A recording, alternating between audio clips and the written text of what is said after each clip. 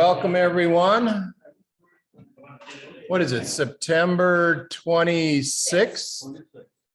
Downtown Madison Kiwanis. We'll start with the Pledge of Allegiance. Flags in the back. I pledge allegiance to the flag of the United States of America and to the republic for which it stands, one nation, under God, indivisible, with liberty and justice for all. Thank you for all coming, and those of you on Zoom. Ed Young is going to introduce our speaker today. So Ed, we have a professor in Ed Psych who's going to talk to us about forgiveness, but here's the introduction from Ed.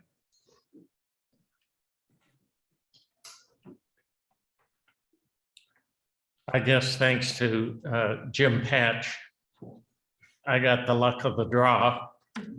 But little did Jim know that I actually have traveled with Dr. Enright to Northern Ireland. Is he up there? Yeah, He's on, okay. Well, welcome, Dr. Enright. He holds a professorship in forgiveness science with the Department of Educational Psychology, University of Wisconsin-Madison. He is a licensed psychologist and founder, believe it or not, of the International Forgiveness Institute, a nonprofit organization dedicated to disseminating knowledge about forgiveness and community renewal through forgiveness.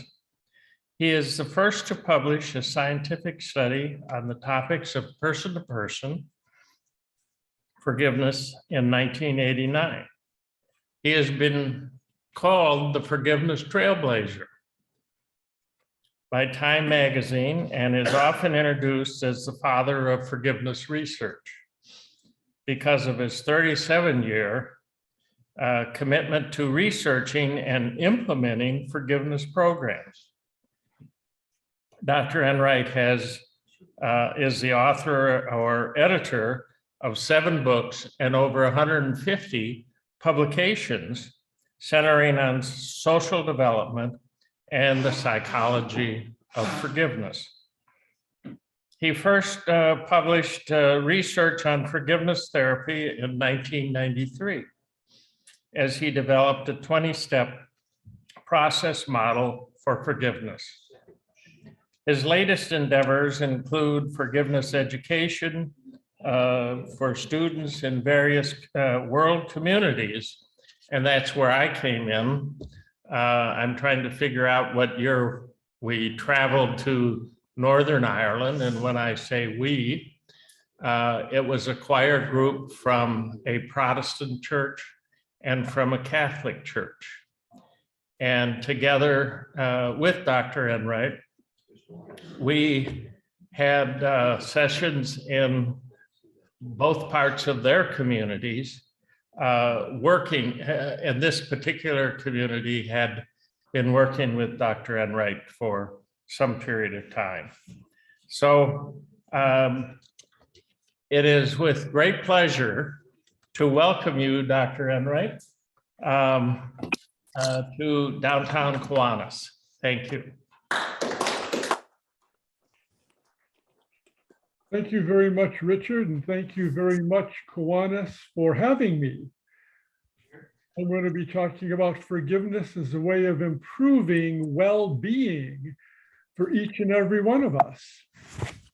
And let's see, as I now try to move my pad, this is not working. So let me see, maybe I'll have to go without the slides. Let me just see for a second here. They're not moving.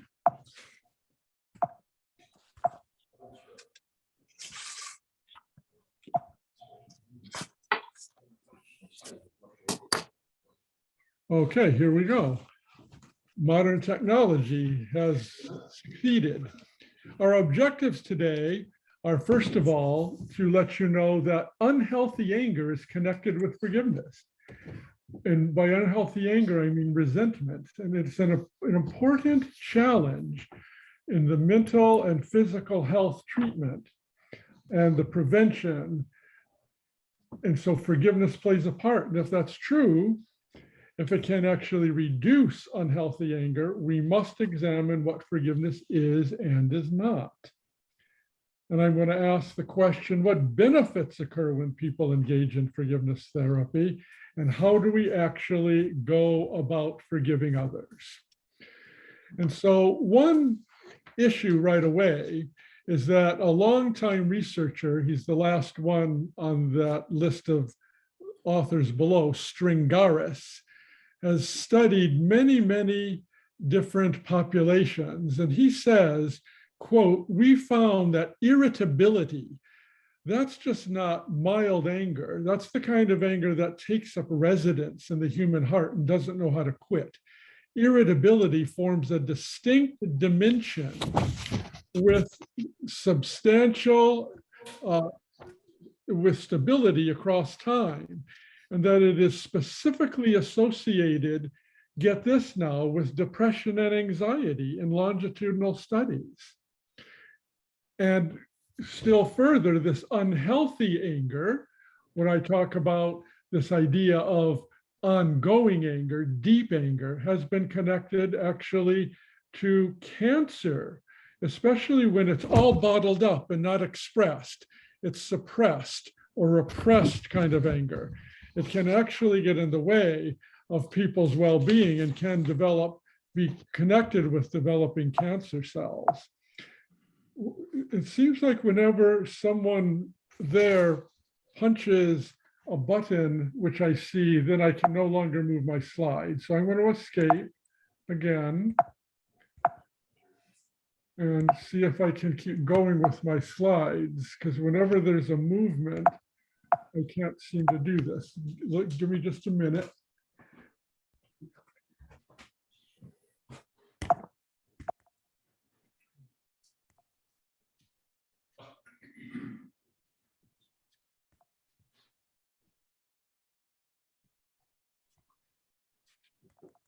Okay, we're just going to go without the slides. It's okay. It seems like something happens and I see something on the top and then I can't move the slides anymore. So we'll just go without the slides. The next point that I want to make that would have been on the next slide is that this excessive anger actually can impact the immune system of the body. And so when we get so angry that it stays with us, our immune system can be impacted, and that can deal with colds, flus, asthma, skin diseases, compared to non-chronically angry people. So if in fact that is the case, that unhealthy anger can impact our health, what gets us out of that? And in my 37 years of studying forgiveness, I have found that forgiveness is a cure for this kind of unhealthy anger. Not only can a person end up reducing in anger when forgiving, the person actually can get rid of the unhealthy anger. So given that that's the case, what do we mean by the word forgiveness? Forgiveness, first of all, is a choice. It's your choice whether to forgive or not when someone hurts you deeply. It's not something that should be forced upon you in any way, shape, or form. And we've known since the ancient Greek times, the 300s BC, that's a long time, that forgiveness seems to be what we call a moral virtue, as are justice and patience and kindness. And a moral virtue is goodness toward others. When you're just or fair, you give an equal exchange. If someone builds a table for you and asks for $100 and you give that, that is goodness between both of you. And forgiveness is a kind of goodness. And we're going to explain in a minute. But one thing I like about forgiveness is it cuts across many different world philosophies and religions. We hear about forgiveness in ancient Greece. Aristotle called it magnanimity of heart, largeness of heart. We see it in the Judaic tradition of Joseph forgiving his half-brothers. We see it in the New Testament for Christianity, where the prodigal son reunites with his father after being unfair to the father. We see it in Islam. Islam actually has the entire book in the Quran called the Joseph story, and it's very similar to the one in the Hebrew culture. We see it in Hindu culture. We see it in Buddhist culture. We see it in Confucian culture. All of these talk about the themes of forgiveness or demonstrate it through actions and stories. So it's not connected with any one particular belief system, because then we can all talk with one another about this theme, and we're all pretty much on the same page. So if that's the case, then what is forgiveness? So I want to define it now for you. What is forgiveness? I'm going to give you 3 points on what forgiveness is. First of all, when we forgive, we have been treated unjustly by other people. We've been treated unfairly by them. Number 2, when we realize we've been treated unfairly and we choose willingly to offer this goodness of forgiveness, we first of all try to get rid of resentment toward the person who hurt us. It's deliberate.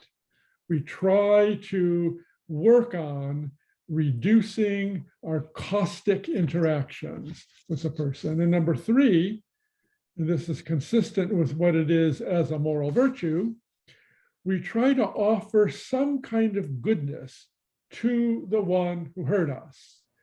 That's what makes it controversial. Why should I be kind or respectful to someone who's beating me up all the time?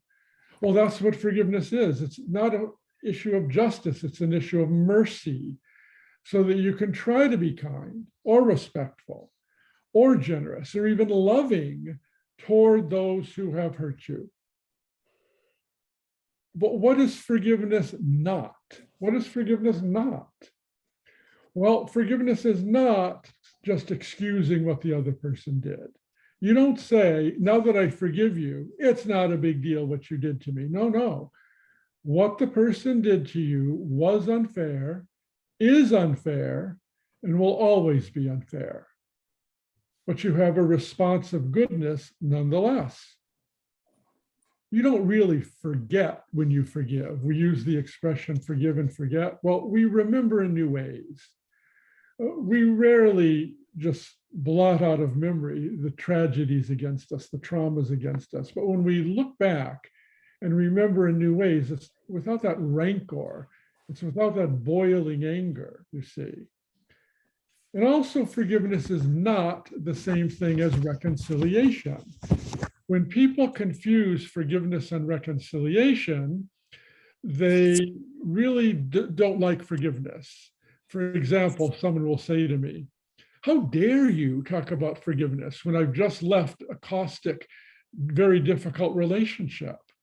You're asking me to go back and be abused. Forgiveness is abusive and awful. Stop talking about it. Well, no.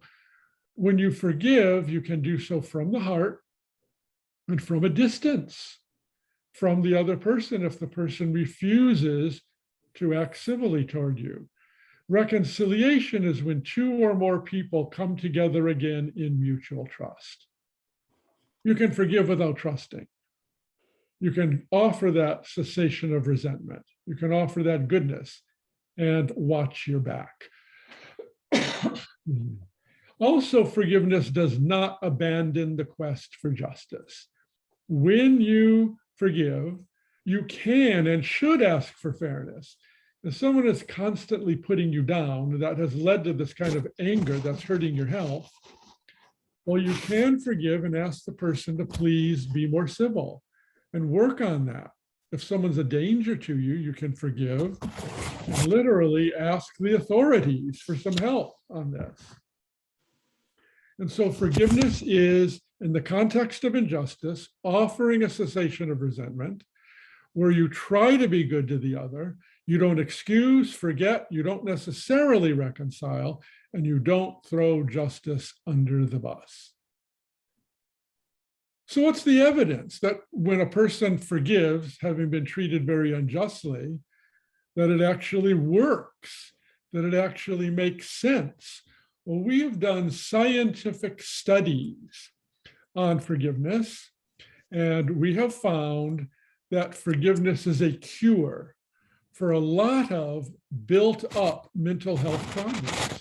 And I want to share 5 studies with you. We've done a lot more than that, but I want to summarize 5 studies to show you that if you have been treated very unjustly by others, your learning to forgive can induce a sense of health in you. First study, Suzanne Friedman and I published a study in 1996 of incest survivors. It's one of the worst injustices on the planet, where a young girl, usually, it's not always, but it's oftentimes a young girl, is violated by a father or a father figure, which should never happen. This can leave deep, deep wounds. And Suzanne Friedman worked on our process model of how to forgive, which I'll explain in a minute. And she worked one-on-one for 1 hour a week for about a year, 54 sessions. And at the end of that time, those who had forgiveness went from clinically depressed to non-depressed. They didn't just improve in depression, the depression left. A year after this intervention ended, they were still non-depressed. And the control group that did not have forgiveness for that first year were still depressed. They then started the forgiveness process and they went to non-depressed status. Gail Reed, R-E-E-D, and I worked with emotionally abused women who were divorced for at least 2 years. And they went through 30 sessions of our process model on forgiveness. And they went from clinical levels of anxiety and depression to great improvement. And they improved in post-traumatic stress disorder, also increasing not just in forgiveness, but in their self-esteem. Do you know who people end up not liking when they've been treated brutally by others? Themselves, so often. And so forgiveness reestablishes that sense of worth in yourself. And being treated unjustly doesn't define the person anymore. A third of 5 studies was done with men having cardiac or heart problems. And this was done on a cardiac unit of a hospital. And when they came to us and they told us their story of deep hurt when they were on the heart machines, the arteries to the heart started to narrow, where there was less blood flow through the heart. They learned to forgive, and when they started again talking about their story of deep hurt, the arteries stayed open. Dr. Douglas Russell, the physician overseeing the study, told us that we helped these men avoid chest pains and sudden death. And then we did a short study with elderly women dying of cancer who were in hospice. And because they didn't have a lot of energy, because their physicality was going down, we had only 4 weeks, 1 time a week, 4 sessions, not 54 like Suzanne Friedman had. And in that time, as their physical issues were continuing to degenerate, their emotional well-being was going up, including hope for the future. Why? Because they were drawing their family to their side, knowing they were leaving their family in a better state than had been the case had they not forgiven. And by the way, some of these women in hospice were carrying around resentments for 40 years. See how resentment can take up residence in the human heart and not leave? But then the 5th study I want to talk about very quickly to show you cross-cultural evidence was a study that we had done, Jong-Hyo Park and a number of us in Korea, in South Korea, with adolescents who are at risk for academic failure. And when they went through our forgiveness program, they decreased significantly in anxiety and aggression and delinquency. And their grades in school went up, and they too had this remain at an 8-week follow-up. So with that in mind, how do we go about forgiving? How do we do it? I'm going to share with you what we call 4 phases of forgiveness. Prior to the phases, we make sure the person has in mind someone who hurt the person very unjustly, and there really isn't just a mistake here of thinking wrongly, that the person really was unfair. And so the first phase is to uncover the anger. How angry are you? We give people an anger scale. Has this kind of anger affected your health, like sleep or fatigue or discouragement? How has this effect gone on relative to the event that happened in the past that was unfair? And we oftentimes see as an effect pessimism. People just don't trust others. They think the glass is always half empty, and they don't even realize that they have become much more negative in life because they're carrying around all this resentment or irritability that Dr. Stringeris talks about. So the second of 4 phases is what we call the decision phase. And we ask, do you really want to go on the path of forgiveness? And if the person does, we go over again the definition. You'll try to get rid of resentment. You'll try to offer goodness of some kind. You may or may not reconcile, and you won't abandon justice. Do you want to try it? And in this phase 2, if the person says yes, we give them a homework assignment. It's this: do no harm. Try to do no harm to the one who hurt you. Then we go to the third phase of 4 that we call the work phase.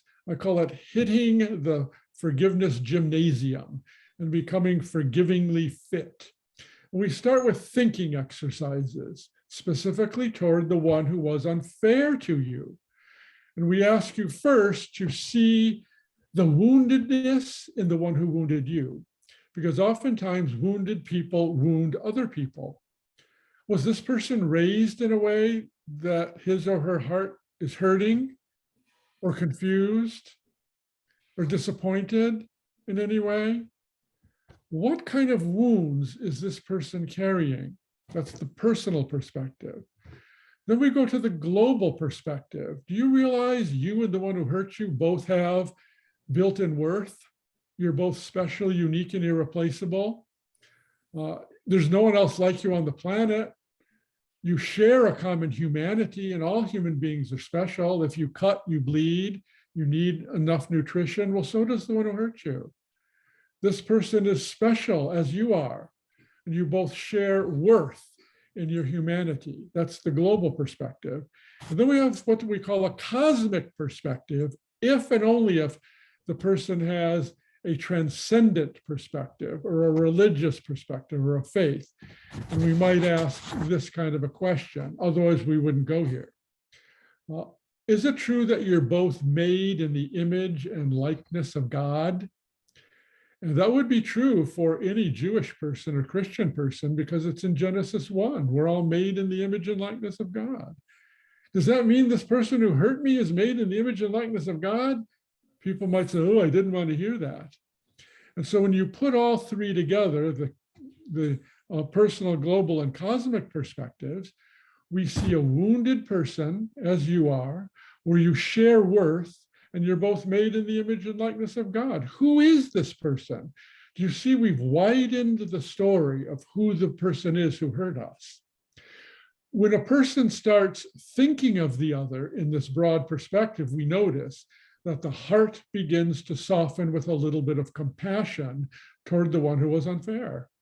Compassion is a willingness to suffer along with that person who we now see as suffering. And when that little bit of softness in the heart occurs, we then ask the person, still in this work phase, to stand in the pain, bear the pain, so you don't throw the pain back to that person or to your loved ones. And it's at that point people say, I'm standing up to the pain. It's not crushing me. I'm stronger than I thought. And that's when the self-esteem starts coming back, you see. And when the person is strong enough to stand in the pain, we ask the person to fulfill the nature of forgiveness, which is to give goodness of some kind to the other. It might be a return phone call, might be an email, it might be a smile, it might be donating some money to charity in the person's name. But that giving, that magnanimity of heart, is curative. And then we go to the final phase here that we call the discovery phase. And in the discovery phase, we become more attuned to the suffering in others because you have suffered. And you're aware that people you meet, even in the Kiwanis Club today, might be sitting next to you with a wounded heart. And you're more sensitive to that. You're more open to that. And you have new meaning and purpose in life, which might be to see that kind of suffering in others and do something about it. Be kind to that person. Be more understanding. Spend a little more time with that person. And that's when we discover at the end of this discovery phase that the person is what we call released from the emotional prison. And the self-esteem goes up, the sense of hope goes up, anger, anxiety, depression go down. And then when the person is healed, the person might end up leaving a legacy of love in the world rather than anger. Because unless we find a way to get rid of this toxic anger within our own hearts, we could pass it on to our children and our children's children's children. Forgiveness asks more of us than that. Forgiveness asks us to get rid of that anger, cultivate respect, cultivate love, and to hand that on as our inheritance to our family members. It's a great way to live. I would like to stop here and entertain questions, doubts, difficulties, or anything at all.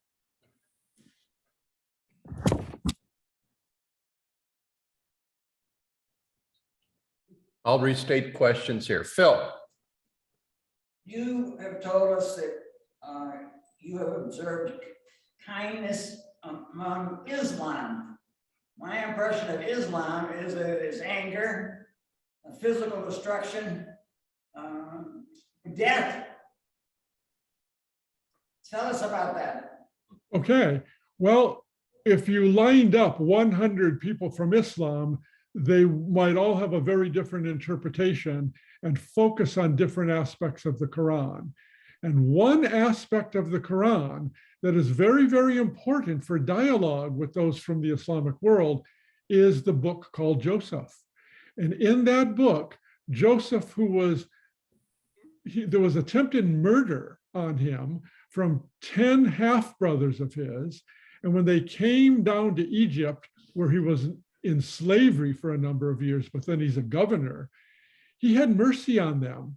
He gave them food, animals, and provisions, and literally helped save the Hebrew nation.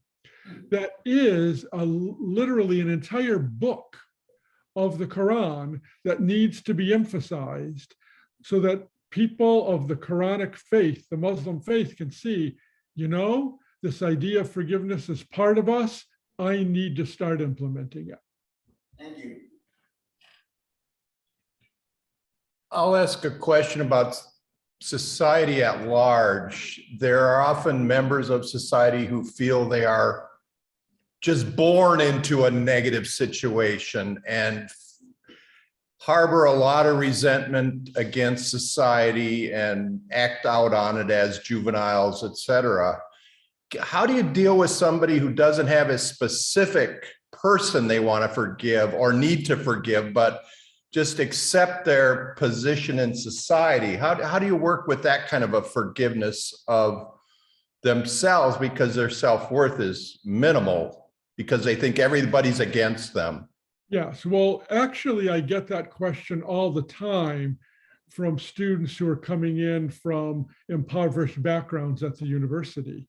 And they say, how can I forgive a society, for example, that institutionalized slavery, let's say in 1850? And I say this: human beings made those laws. So it is a person-to-person thing, even though you cannot meet these people because it was over a century ago. But you can start thinking about them in terms of the global and cosmic perspectives, even though you might not know if they're wounded with the personal perspective.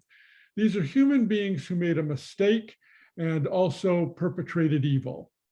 And we can talk about forgiving them, even though we'll never meet them.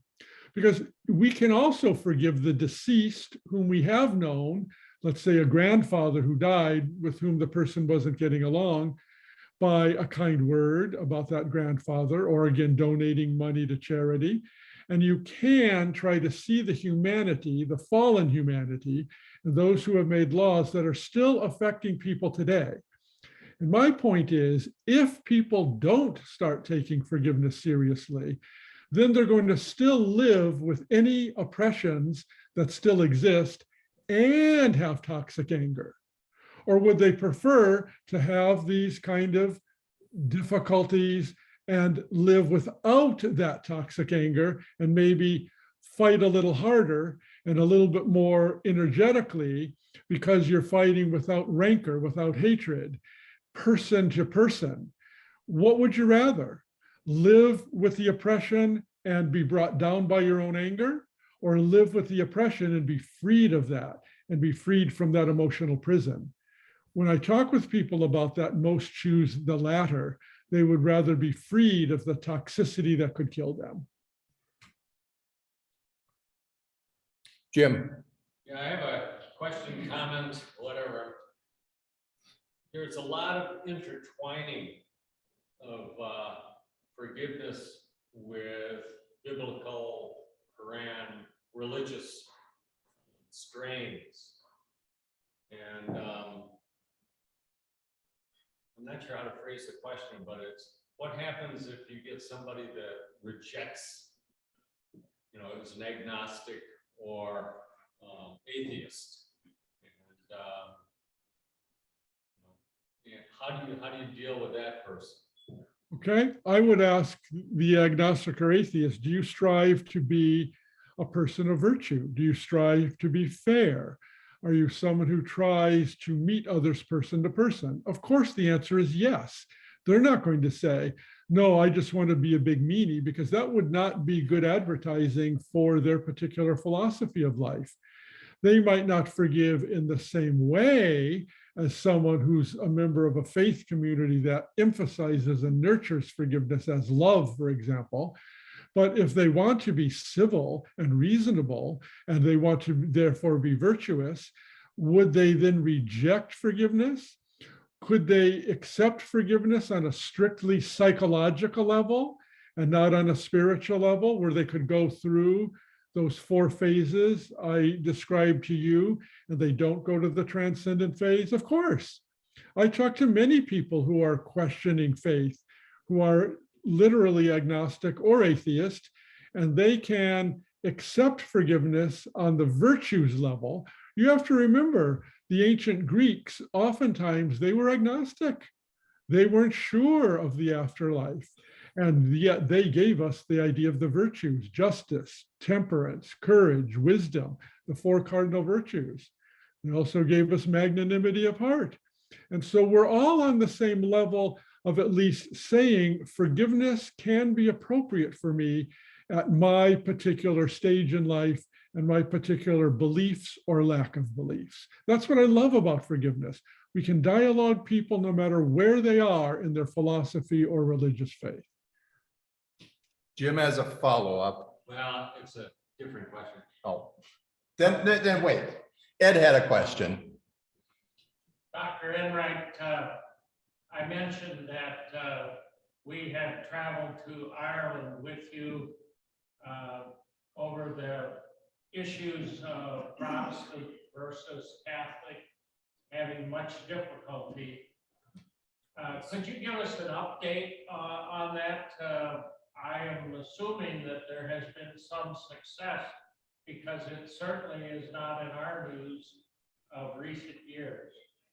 Yes, there definitely has been movement in Northern Ireland. I have worked there in forgiveness education with 6-year-olds up through about 12-year-olds for 20 years, a full generation. I go to Northern Ireland more often than I go, for example, to Milwaukee. We just had a conference, an international conference at the Fluno Center here at the UW-Madison on July 19th and 20th, where we had educators who are both Catholic and Protestant from Northern Ireland coming over, and Taiwan and Israel, that included, by the way, Islamic, Hebrew, and Christians from Galilee. And we all for 2 days talked about this theme of forgiveness and how these educators are using our curriculum guides that we have at the International Forgiveness Institute to help children learn about forgiveness before the huge storms of life hit them in adulthood. And so we've worked with many, many, many classrooms in the Northern Ireland area, going there again, I hope, in January to continue that. But I'm greedy. It's not enough for me. I want to cover all of Northern Ireland. I want to cover all of the classrooms. I want the children to be bathed in forgiveness so that it's just a natural part of who they are. That's one of my regrets, that I can only do so much as an imperfect human being. But we have worked with thousands of students and we're doing the best we can. Thank you. Now, Jim. Oh, Richard. Kevin, has this movement made any headway in United States public schools? Public schools are a little resistant to this for this reason. When you have a board deciding what the children should learn, they fill it up so far that the can is almost bursting. And so when we come along with something like this, there is a tendency to say, good idea, we don't have time for it. And so, yes, some public schools, especially in the Milwaukee area, have worked with us on this, but not nearly enough. It's much easier to get into private schools than public because they're so overwhelmed with all of the responsibilities. There isn't room for this kind of innovation. But I always say to people, what's more important, learning mathematics or learning forgiveness? I don't want to get rid of mathematics, but here's what I usually say. Not learning how to balance your checkbook will not kill you. Not knowing how to work your way out of tremendous injustice where you develop toxic anger could kill you. Why don't we bring forgiveness education alongside mathematical education if the point of education is to prepare for adulthood? We are not preparing our children for the storms of life when we ignore forgiveness. I think that's a tragedy.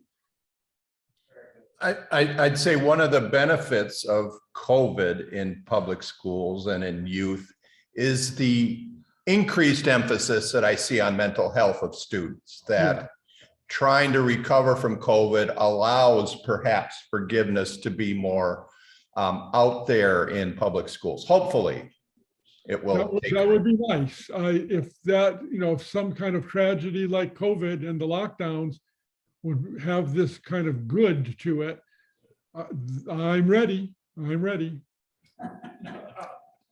As a retired UW-Madison instructor, I know some of my colleagues are dealing with the reintegration of undergrads into social learning situations, and it is not like it was before. That couple of years really impacted students negatively. I assume you see that too. Yes, there definitely is a challenge now that I hadn't seen before. And forgiveness certainly can play a part in healing those hearts if they feel and have been treated unjustly by others. I mean, having a parent or a grandparent die from COVID, there could be a lot of resentment built up that needs forgiving and accepting of. You're right. In my opinion. Other questions? Jim, last question.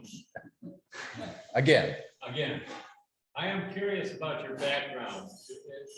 In terms of how you decided upon this particular topic. Almost sounds like to me that you were making a decision early in your life into whether or not you wanted to go into religion, ministry, or what have you, or you wanted to go into psychology. And it almost sounds like you had this idea of forgiveness prior to entering the School of Psychology? Well, actually, I did not have it on my radar. I was hired here at the University of Wisconsin in the human development area of educational psychology to study how people develop in a lot of ways, language, intelligence, and one hot area was morals. And the hot area of morals when they hired me was themes of justice, how children and adolescents come to think more complexly about justice. And I was very obedient to that. I got grants, I was published, and I woke up one day after having gotten tenure and very successful in my obedience to that area and asked myself a very dangerous question. Who am I helping with my research? And I had to give an honest answer. A few of my colleagues with whom I have meetings at national conferences once or twice a year, we pat ourselves on the back, and then we just go back to our own laboratories helping nobody. I decided at that point to throw all of my research over a cliff. And so I asked the question, what in the area of morals might actually help people's well-being and change their lives? And I thought of the reverse of justice, which is injustice. I said, how do people climb out of the pit when they've been treated unjustly? And forgiveness kept coming up for me. So I thought, that's in the area of morals. And so I walked to the library. There's no Google then. I had the librarian do a search of scientific literature on forgiveness, and there was none. So I started the Friday Forgiveness Seminar, which is still going on after 37 years. And we asked the questions like I posed today. What is forgiveness? How do you go about it? And what happens when you do? But 37 years ago, my field in the social sciences was not ready for forgiveness. I was condemned. I was excoriated. I was told what I'm studying is weak, ridiculous. It's not strong enough for such a hard-hitting empirical university as the University of Wisconsin-Madison. Stop studying forgiveness.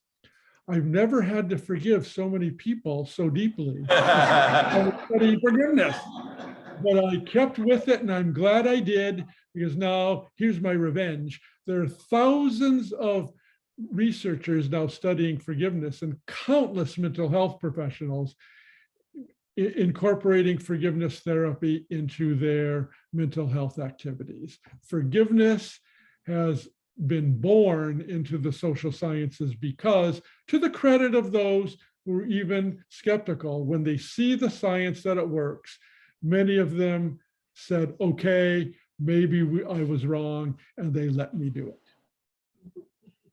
it. That raised one last question if you have time. Richie Davidson is he in the med school? No, he's in psychology. In psychology. Do you work with him in the physiology of forgiveness? I don't, only because he deals with mindfulness and I deal with forgiveness. While they're related, we all tend to be so highly specialized because of doctoral studies that we just take this one slice of the world and we all kind of work our own little slice. So, he's aware of my work, I'm aware of his work, but they're not quite the same since he's not dealing with the virtues as I am. I tend to still stay in the field of moral development, but we've created a subfield of forgiveness development.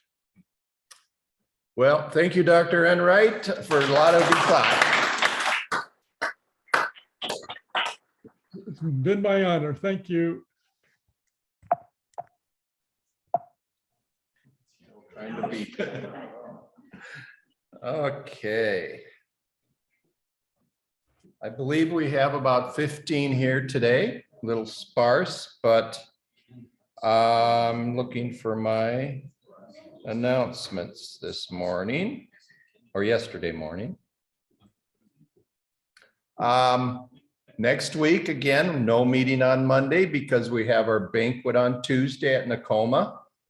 Cocktails start at 5:30. Social hour.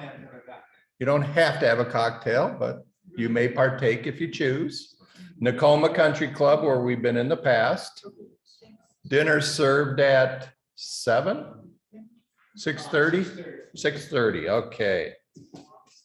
We have just under 50 signed up, so good turnout again. Back to last year was about the same number. And I was just informed that Joe Von Elb will be coming and joining us. We haven't seen Joe in a few months, so good opportunity to intermingle and re-socialize with our Kiwanis friends. There we go.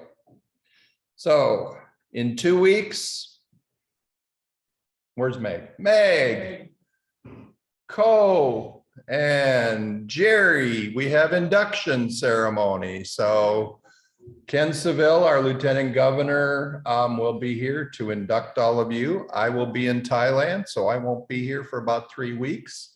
But Meg, Yeah, he forgives you. I forgive them for inviting me because I am not looking forward to about 28 hours in airplanes. Yep. I'll be in California, and I think we decided at the board meeting, we might not. Zoom yeah. So those of you at home, you cannot see, you won't be recorded. the induction, but Ken also has a few comments about the Wisconsin, Upper Michigan, maybe some of their strategic planning stuff. So that's all arranged. Let's see, week after that is Jerry's stepson who has been working in Ukraine. Tom Smith, I'm sorry. Yep. And then again, end of October, Kit Saunders Nordine and the Rise of Women. Announcements. I think Tom was sitting next to me and you related me to Tom. I associate areas with thoughts. I think so too. We have enough people for our blood drive this Thursday. Thank you for everybody that signed up. And we may or may not have one in December because that would be enough time now to have the next one, but they kind of back off from that because it's right across the street from the Coliseum and they don't like to interfere with the blood drive at the Coliseum. We'll see, but they haven't given me a date yet. Now, highway cleanup. I don't think I'm going to be able to make this announcement one more time because the first one is on the 8th of October. We don't meet next week. So this is the last call. We have 3 of us, maybe 4 of us that have signed up.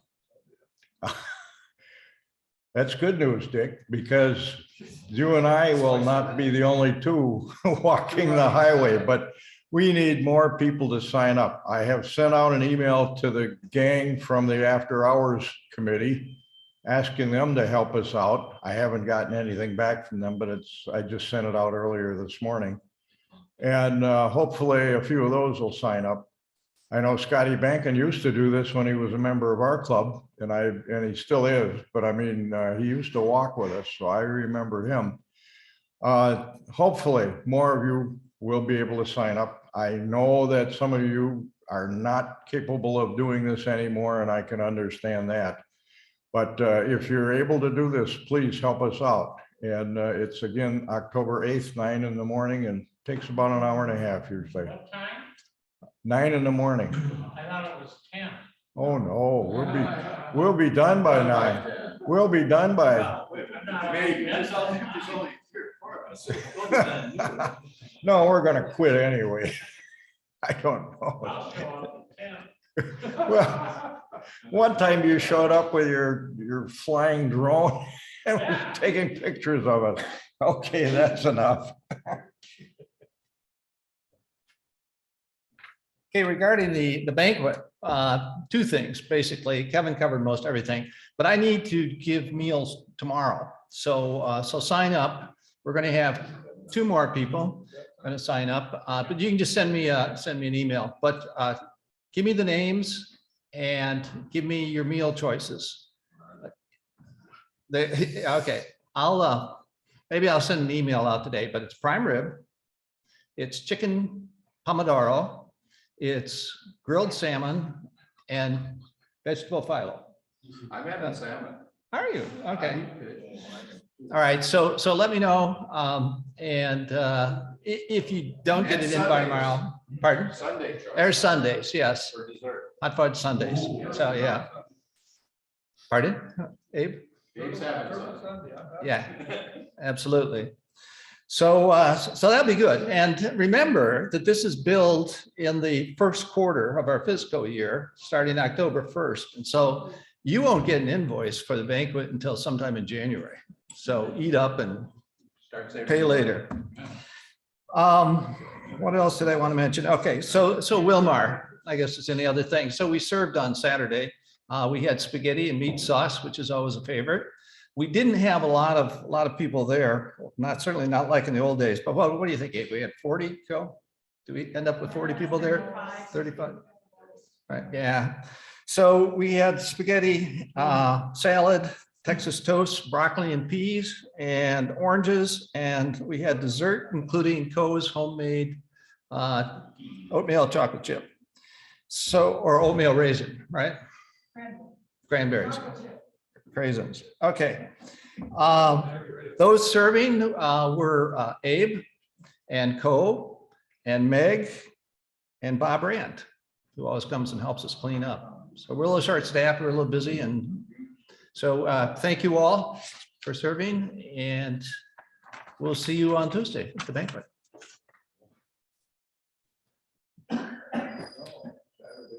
Just a reminder, Thursday, 4 to 7 is Scott Wallace's visitation. Also, there's an hour on Friday morning. It was in my email that I sent out yesterday.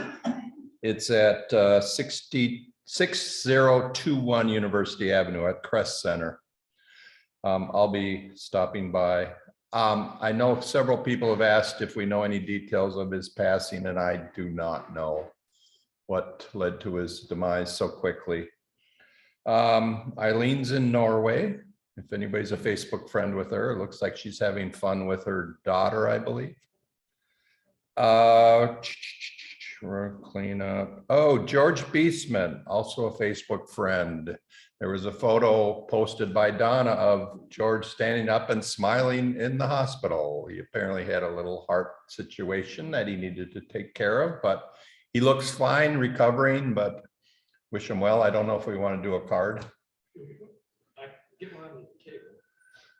Maybe we should do one right quickly. So before you leave, sign a card for George.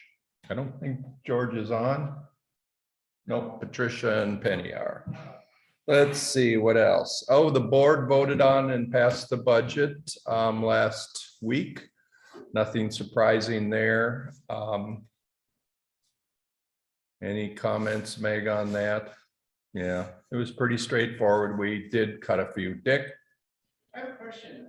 Not too long ago, less than a week, Penny was in Spain. I see she's on here on Zoom. Is she still in Spain and Zoom from there? What time it is? I don't know. Ask her. Yep. Charlotte Woods left yesterday for Greece. Oh, lots of traveling. Charlotte Woods is heading to Greece. Penny? Penny doesn't answer. We may not know, Dick. And as I said, I'm heading for Thailand on a week from Saturday for about 2.5 weeks of workshops. So I'm going to be working my butt off for a while. I thought you were retired. I am retired, but I'm still consulting. They're still paying me. So I'm going with a colleague from Fox Valley, an education professor. Ed, you had your hand up? We used to have banners hanging on Monday that different things we've been involved in and so forth. Do we have those at this point, or have they been lost? I believe I brought them all and put them under the table here. We just don't put them up. It was one of the points that Terry Shockley and I talked about, is kind of making this a little more representative of what we've done, et cetera. I'll talk with Meg about some of those ideas, but a lot of it is I'm here early at 11 o'clock, and it's 11:30 before most people come. We don't have anybody helping with setup, so if you're interested, we have the flags underneath here. We have sign-in sheets, all those kind of things that have kind of gone the way of the past because of COVID. So great point, Ed, but don't know what we can do, but it is an issue. We need to make this, and probably have to talk to Jim a little bit about the layout of this situation here. Any other comments? I'll just say that, I'll probably talk about this more at my induction ceremony, because I am still working full-time. There are days that, a lot of days I can't make it here early to get things set up. So if we want to do something like that, I think I'm very open to it, but we'll have to set up a committee that volunteers. Yeah. And Kevin, all we need to do is set up a house committee like we always have. I don't anticipate coming later than I usually come anyways. I mean, that gets me out of the house at 10:30, so. We just need 2 or 3 people. Yeah. One of them will be on the committee, and one of them is just plan every week to come earlier, et cetera. It's up there. Everything that was at the Madison Club I brought here. So Yeah, We have to decide what's important, what is important, and which a house committee could do. yep. So maybe Dick and I can work on that, and, oh, that brings me to the bowling team started again. I'm bowling. Kevin Frymiller, who, when he retires, will be joining us, he assures me. And Dick's gonna bowl once in a while, and we have a couple of ringers that we recruited for the Kiwanis bowling team. Monday nights at Dream Lanes, if you ever want to come watch some good bowling and some bad, we have it both in our league. But it's a lot of fun, and Dick's had to cut back a little due to an ankle issue, and one of our recruits actually won the state high school bowling tournament like 10 years ago. So he's a young man who hadn't bowled in like 10 years, but he threw a 625 at us last Monday, which is a really good score for not having bowled in 10 years. So we might have a good season because of that. Do they handicap this? This is totally handicapped, but we're in first place after 2 weeks. So you can always come, and if you come, I'll buy you a beer or a drink or yeah, you can do that. Dream Lanes, it's over on up Cottage Grove Road, on the east side here. So any other comments, questions? Well, I get to ring, oh, Jerry. I was just looking this up, but we had a new member that joined our club. His first name was Tyler, and I think his last name is Mishlik. Yep, What's happened to him? he's working. He's a civil engineer, and so all summer he's out in the fields. Okay. I've encouraged him to come in to get his pin, everything, and it's now going to be passed on to Meg to get him inducted officially. But Dick, you're still billing him, and he really was a young. He showed up to several of our meetings before he transitioned to his professional career. Yeah, he was just starting it. Yeah, so he's like 30, so new blood, but obviously he has professional commitments. So the card's going around. Anything else? I get to ring out my last meeting. We'll see you all on Tuesday of next week, but this is my last meeting. Thank you all for putting up with me for a year, and we're in good hands with Meg. He's not gonna be totally gone because my work travel has started again, so between Yeah, Kevin and. we're gonna work it out. We'll figure it out. So thank you all.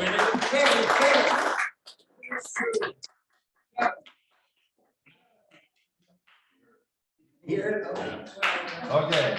They're not quitting.